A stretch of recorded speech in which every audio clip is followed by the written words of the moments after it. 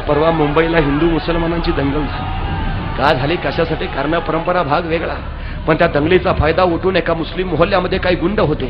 त्याच मुस्लिम मोहल्ल्यामध्ये आणि 25 लावण्यखनी युवती होती. देखणी आरसपणी बस बघावं आणि बघतच राहावं इतकी लावण्यखनी.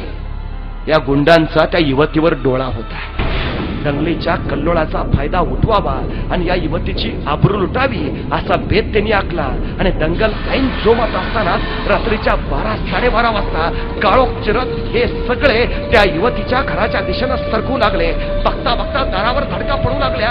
आतली युवती बावरली, शहरली, घाबरली. खिडकीतनं बघितलं, गुंड दिसले. इरादा ध्यानी आला. तशी जीवाच्या आकांताने पळत सुटली. मुंबईच्या रस्त्यावर रात्री 12-12:15 बेभानपणे पळते. गुंड पाठलागावर आहे. तिला कळून चुकलं, या गुंडांच्या तावडीत जर सापडलो तर आपल्या अब्रूची लक्षणं इथंच रस्त्यावर चांगली जातील. बेभान पळतीये. जीवाच्या आकांताने काळोख चिरत धावतीये. धावता एका बोळात शिरली. बोळातल्या एका घरात तिला उजेड दिसला. दफापच्या उरानं दारा पुढे आली. दार ठोठावलं. दार उघडलं गेलं. दारात उभा होता ऐन तिशीचा एक हिंदू युवक.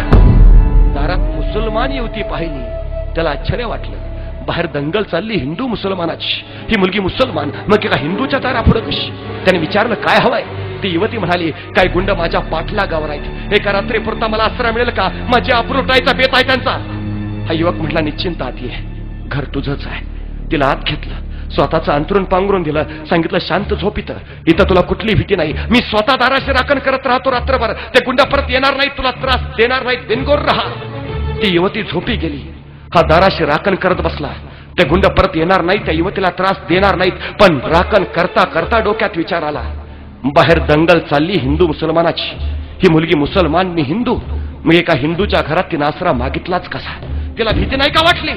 आणि ते गुंड तिची आबरू लुटायच्या उद्देशाने तिच्या पाठलागावर आहेत. मीही घरात एकटाच आहे, मीही तरुण आहे. मनात आणलं तर आता या क्षणी इथंच या युवतीची आबरू मी लुटू शकतो. हिला माझ्या तावडीतनं वाचवणारही कुणी नाही. मग कुठल्या भरोशावर माझ्या घरात ती निश्चिंत थांबली? रात्रभर विचार केला, उत्तर मिळालं नाही. सकाळ झाली. ती युवती जायला निघाली. जाताना तिनं आभार मानले. न राहून यानं विचारलं, बाहेर दंगल चालली हिंदू मुसलमानाची. तू मुसलमान, मी हिंदू. मग माझ्या घरात आसरा कसा मागितलास? ते गुंड तुझी आबरू लुटायच्या उद्देशाने तुझ्या पाठलागावर होते. पण मी घरात एकटाच आहे, मीही तरुण होतो. मनात आणलं असतं तर रातोरात मीही तुझी आबरू लुटू शकलो असतो. तुला माझ्या तावडीतनं वाचवणारही कुणी नव्हतं. मग कुठल्या भरोशावर माझ्या घरात थांबलीस? त्यावेळी ती युवती म्हणाली, त्या गुंडांच्या तावडीतनं सुटण्यासाठी बेभानपणे मी पळत होते. मुंबईच्या रस्त्यावरनं सैरावैरा धावत होते. धावता या पोळात शिरले. पोळातल्या तुझ्या घरात मला उजेड दिसला. दबाबत्या उराने मी दारा पुढे आले. पण दार ठोठवायच्या अगोदर तुझ्या घराच्या उघड्या खिडकीतून मी आत डोकावून बघितलं तर तुझ्या घराच्या भिंतीवर मला शिवाजी महाराजांचा फोटो दिसला. आणि मगच मी दार ठोठावलं.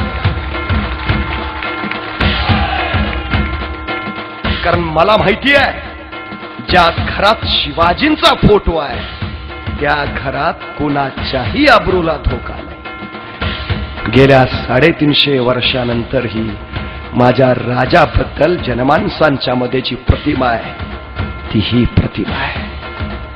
शिवाजी राजे स्मरणात आहेत ते एवढ्यासाठी. त्यांचा जय जयकार आहे तो एवढ्यासाठी. त्यांच्या विचारांचा जागर आहे तो सुद्धा एवढ्यासाठी. मी मराठी भाषेतला शिवाजी आहे.